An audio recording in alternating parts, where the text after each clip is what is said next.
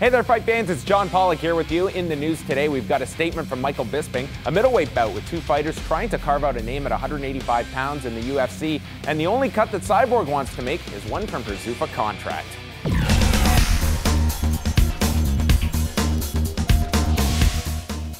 UFC Hall of Famer turned fighter agent Tito Ortiz appeared on Inside MMA this past week, stating that he has told client Cristiane Santos to ask for her release from her contract with Zuffa. Santos had fights remaining on her Strikeforce deal that were absorbed by the UFC. Santos says she is willing to cut down to 140 pounds, but not 135 pounds, which is the only female weight class the UFC is promoting right now. A middleweight bout has been signed between Francis Carmouche and Lorenz Larkin for the undercard of the April 20th UFC on Fox 7 card in San Jose, California. Carmouche is coming off of a controversial split decision win over Tom Lawler and has won 9 straight, while Larkin will be making his UFC debut. He last fought in July of last year, defeating Robbie Lawler by unanimous decision. And Michael Bisping issued a statement regarding Vitor Belfort's therapeutic use exemption for testosterone replacement therapy. Bisping didn't make any excuses over his loss last month, but did cite the fact that Belfort has tested positive for banned substances in the past, but is looking ahead rather than backwards, as he will be taking on Alan Belcher April the 27th at UFC 159 in Newark, New Jersey. We're here with Robin Black, and Robin, a couple of topics to dive into on this Monday. First of all, we have Tito Ortiz appearing on Inside MMA. He has advised Cristiane Santos to ask out of her contract with Zuffa. On the surface here, obviously we know of all the weight issue problems here and trying to get her down to 135 being this big impasse, but you've got a question here what kind of advice this is from Tito Ortiz, and maybe a lack of understanding really of having your client's best interests at stake here, because outside of the UFC, good luck fetching anywhere in terms of a fair dollar amount that she's turning away from at Yeah, this point. I gotta kind of begrudgingly agree with you. I like Tito Ortiz. I mean, this guy was great for fighting. He's a lot of fun. When he would make these kind of decisions with his own career, it kind of made a little more sense. He was a superstar who could do things to kind of push them and as a negotiating ploy almost. And if he thinks he's doing that with Cyborg, I don't think the UFC really cares. I don't think they need her. Really, it's about Ronda Rousey. She's the perfect opponent for Ronda Rousey. But if she doesn't want to be there, they'll find another one. And it's interesting here because, you know, it's always come down to the weight. The fact that Cyborg feels she just cannot get down to 135, citing that, you know, she cannot get that water weight out of her.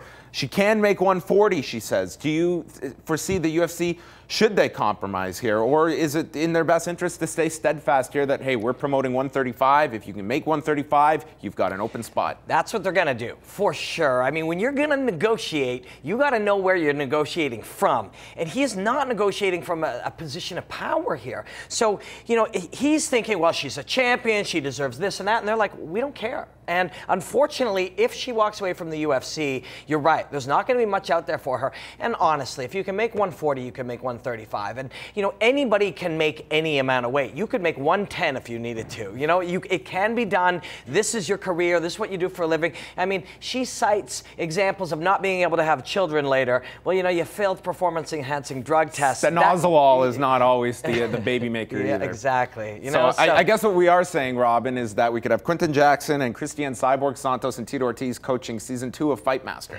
Maybe so. I mean, I don't know. It feels like a bad decision. It feels like not the best managing. And you know what?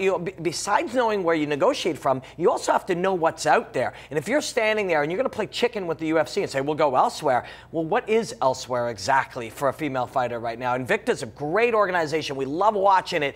But, I mean, she's not going to get rich there. It was back in 2011 when Cyborg was not happy with Strikeforce. She was contacting WWE. She wanted to see what her options were there, and apparently there weren't many. Yeah. So, I mean, you're looking at a very bleak landscape. Two women that will be making 135 pounds, we hope, knock on wood, are Ronda Rousey and Liz Carmouche. We saw episode 1 of Primetime this past week.